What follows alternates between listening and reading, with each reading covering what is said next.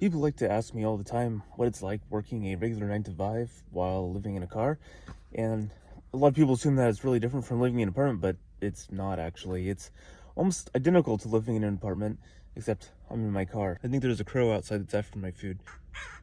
I'm pretty friendly with the crows in this area. They'll often come over and ask for food. I never give it to them, but they always ask. A lot of people like to commute to work, but I don't. I prefer to have the shortest commute possible because I feel like commuting is a just complete waste of time. And I love driving and all that, but driving to work is just a pain. So I'm fortunate enough that I have a short walk that I can make to work. So that's what I'm going to do after I finish this pie.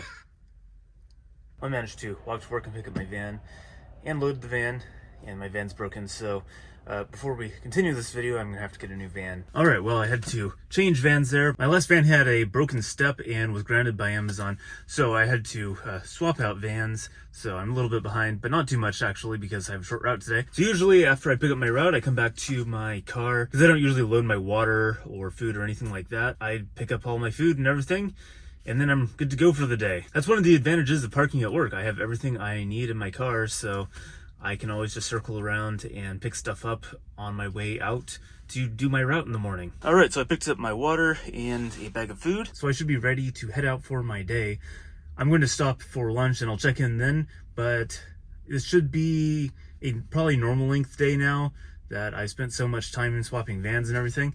I would have gotten done maybe an hour or two early, but because of the van swap, I'm getting done probably about on time, so it's just a normal 10-hour day for me. But anyways, I'll check in at lunchtime and let you know how it's going. So one thing that I do when I'm at work also is I can charge my phone, obviously, with that charger.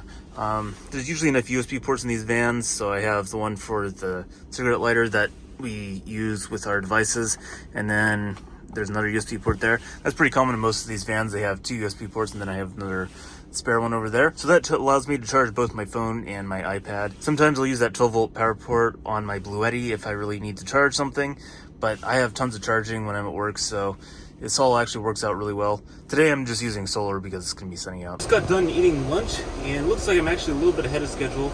Hopefully that can continue. My device is running out of power here at work. That shouldn't stop me from getting back to my car at a reasonable time today. So I'll see you after work. So I finally made it off work. I finished on time, but just barely. The phone I was using for work died, of course, so there was a little bit delay, but after all the chaos this morning, I made it back just fine to my car. But I'm sure you weren't as interested in my workday as you're interested in what I do after work. So what I do after work really depends on what is happening the next day. So if I work the next day, then I will just stay in the parking lot at work and spend the night here. So I have all kinds of things that I end up doing. So editing videos is one of those things, planning new videos, grocery shopping, cleaning things up, you know, just the usual stuff that everyone does when they get home from work. But the thing is, I work 10-hour days and sometimes a little bit longer, sometimes a little bit less. And that means I don't really have a ton of time to actually go do much of anything else. So I mostly stick to things that I can actually accomplish, which is mostly stuff that I do online. However, if I have the next day off, then I relocate myself so that I am closer to where I want to be for the weekend. If I'm planning a video shoot somewhere, then I'll relocate to whatever location I'm planning on going to, of course, at least somewhere close. If I am doing something with my storage unit, then I'll relocate to my storage unit, obviously. And sometimes I have to go into Seattle and get my mail or packages, stuff like that. And that's where things start getting a little bit tricky because the drive into Seattle is kind of the wrong direction from any parking. And I don't really like parking and spending the night in Seattle because there is a lot of property crime down there. And I don't really feel particularly safe on most of the streets. There are certain areas where I do feel safe in Seattle where I can park, but usually if I'm going to go into Seattle and spend the night, it's going to be at my friend's house. There's just too much crazy going on in Seattle. So usually I'll go and pick up packages on my way to work. I spend my weekend up really far north, somewhere closer to the Canadian border usually, or out east, out in eastern Washington or up in the mountains, something like that. And then I drive down to Seattle the night before I go to work and pick up whatever I need to and then head back up to work the next day. So I made it up to a park close to where I'm going to camp for the night. I don't like spending a lot of time at this particular campground. I do go there plenty, but it's not a very exciting place to be. And also the internet connection there is pretty bad actually. So I really just use that area for sleeping, and that's it. That's one thing I've discovered about living in a vehicle is sometimes there's really nice camping spots for, you know, exploring and hanging out, and there's other places which are really nice and convenient, but you just go there to sleep and that's it. You just park for the night and head out the next morning as soon as you wake up. There's just no reason to hang around there, and that's perfectly okay because the park where I'm at is way nicer and a lot more beautiful. You just can't spend the night here. So after work, of course, I have to go get food. I'm about an hour away from work, and I had to stop and get some fuel. I noticed that the Indian reservations around here have much lower cost of fuel because they don't pay all the state and local taxes. So they have a little bit more flexibility in what they can charge. They're charging something like 40 cents a gallon less than places that are outside the reservation, which is completely worth it, especially since some of those gas stations are really on my way out of town. So it ends up working out perfectly for me. So anyways, I got fuel, picked up a couple things from the grocery store really quick, just minor things that I need to pick up. And now I am definitely ready for some food. So I'm just eating this really simple wrap. It's just beans, cheese, salad greens. You know, what more could you want? I really just don't have the energy to cook after work, and making something simple like this will free up a lot of time for me to work on other things. So like today, a video just published that I put out, and so I'm getting comments in, and so I'm responding to comments, and I'm monitoring that to make sure everything is going to plan and checking out my statistics, making sure that everything's performing how it's supposed to. So far, so good with this video, and thank you for all the comments. Feel free to leave another comment down below because that actually really helps out with YouTube algorithm, helping to share my videos with other people. While you're at it, you can hit the like button too. So once I'm done eating here, I need to figure out exactly what I'm going to do this weekend. The weather is looking okay, but anyways, I need to get to doing some research here and just hang out at the park, doing some research, seeing if I can figure out exactly what I'm going to film this weekend. So I did about 45 minutes doing some research, trying to find something to film, but I'm a little bit ahead on videos anyway, so it's not a huge deal.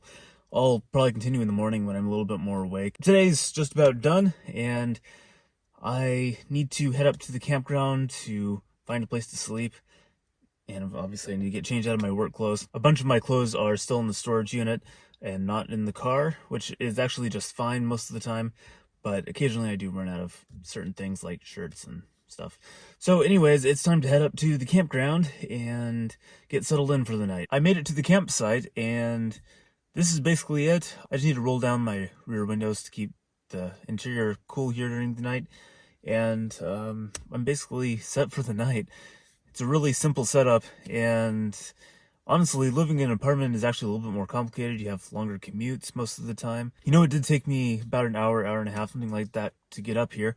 But I used to live in an apartment, and my commute from work could vary anywhere between 1 and 2 hours, and that was never leaving the city of Seattle. So really, it's not too bad. And then during the week, of course, I don't have a commute. It's just the 30 seconds it takes to walk to work across the parking lot. Compared to apartment life, I don't think most people would actually find it all that different. I can't really take a full-on shower every day, so I just use the whole wet wipe strategy for now anyways, and that works just fine between full actual showers. Even when I lived in an apartment, when I was working, anytime I had to work really long hours like this, not a lot of cooking got done because I just didn't have time to do it. So that's not really that different either. It's just kind of assembling things because that's all I have the time or energy to do. So for anyone that's considering moving into their car, you know, it's just not that big of a deal, honestly, most of the time. I think in some ways I have a little bit of an advantage because of all the natural areas, all the free camping that's around me. So people that don't live in this kind of area are gonna maybe struggle a little bit more with parking, things like that. But if you do live in this kind of area,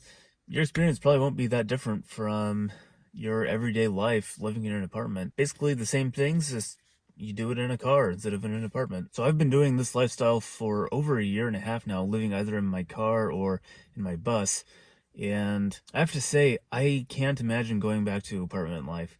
This is just so much easier in a lot of ways. It gives me a lot more financial freedom, and it gives me a lot more opportunities to, you know, really get out and explore on my days off. So I don't think I see myself living in an apartment like I was ever again. It just doesn't make a lot of sense for me to do that when there are just so many better alternatives to that. So if you want to take a tour of my Subaru Crosstrek home, hit this link right here and you will be very happy.